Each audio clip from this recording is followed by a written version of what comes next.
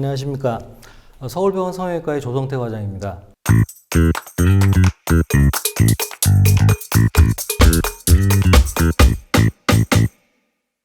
오늘은 모발 이식에 대해서 설명을 드릴 텐데요. 모발 이식의 여러 가지 방법, 이런 것보다 모발 이식의 수술법에 대해서 비교하고 설명해 드리도록 하겠습니다.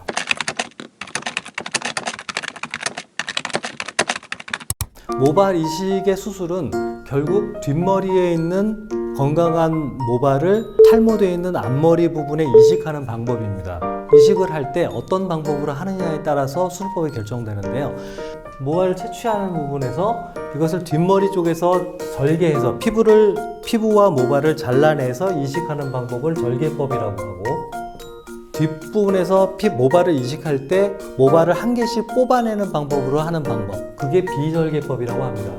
보통 이 두 가지가 대표적인 방법이고, 절개법의 경우에는 보통 우리 사람의 뒷머리 부분, 요 뒷머리 부분에서 이렇게 피부를 잘라냅니다. 이 크기는 보통 1.5cm에서 여기 한 18cm 정도, 요 정도 피부를 잘라내게 되는데요. 이렇게 잘라낸 요것을 이렇게 잘라낸 부분을 하나하나 분리를 해가지고 우리의 모발을 분리를 합니다. 분리를 하다 보면 한 개씩 되어 있는 놈들이 있고, 두 개가 붙어 있는 애, 세 개가 붙어 있는 애, 이렇게 구분을 할 수 있습니다. 그래서 이런 부분은 앞에 라인을 만들거나 아니면 앞머리 쪽에 한 개씩 아주 세밀하게 심을 때는 이런 쪽으로, 또 머리 뒤쪽으로 좀 복잡하게 아니면 풍성하게 보이게 하기 위해서 할 때는 이런 쪽을 주로 많이 사용하게 됩니다. 요것을 절개를 해서 하나씩 눈으로 보고 분리를 하기 때문에 이 모낭의 주변에 있는 연조직들을 잘 보존할 수 있습니다. 그래서 하나씩 잘라서 심었을 때 생존율이 조금 더 높다고 표현하는 게 이 이유 때문입니다. 그래서 이게 가장 큰 장점이 되겠습니다. 이 절개법의 단점은 이것이 이렇게 긴 절개가 있고 이렇게 꼬매놓는 것 때문에 이제 수술이라는 압박감을 많이 갖고 계세요. 그게 이제 이 절개법의 가장 큰 단점이고요. 큰 절개가 돼 있긴 하지만 보통 꼬매놓고 머리를 이렇게 덮어버리게 되면 뒷머리 부분에 이게 절개선이 잘 안 보이거든요. 일상생활을 하실 때는 머리로 가려서 일상생활을 하실 수 있기 때문에 제가 생각할 때는 이 경우에서도 크게 회복이 느리다고 제가 보이지는 않습니다.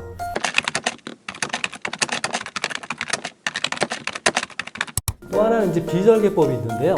우리의 모발이 이렇게 하나씩 이렇게 심어져 있다면 우리의 펀치라는 기계가 있습니다. 이렇게 생긴 기계가 있는데 이 기계로 여기 이렇게 폭 찍어가지고 여기를 잘라내고 얘를 이렇게 뽑아내는 거죠. 이렇게 하나씩 이 펀치라는 기계로 뽑아내서 이걸 이식하는 방법, 이게 이제 칼로 절개하지 않는다고 해서 비절개법이라고 합니다.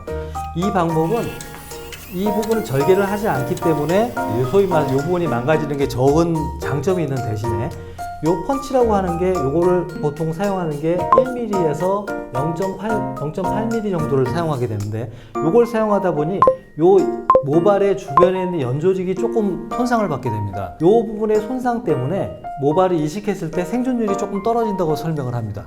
왜 그러냐면 예를 들어서 곱슬머리라든지 흰머리라든지 그러면 이 모발이 이런 식으로 안쪽으로 이렇게 휘어 있거나 얘가 이런 식으로 있으면 이런 식으로 모발이 나오거나 그럴 수 있거든요. 이런 경우에 이렇게 예를 들어서 펀치로 이렇게 뽑아낸다고 했을 경우에는 모낭이나 모발을 다치게 됩니다.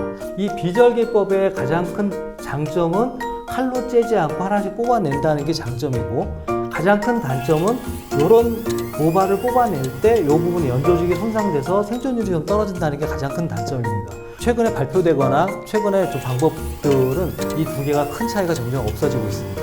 따라서 우리 환자분들이 이 두 방법에 대해서 너무 연연하시기보다는 상담을 하셔서 가장 본인 상태에 맞는 방법을 선택하시는 게 우선이라고 생각합니다.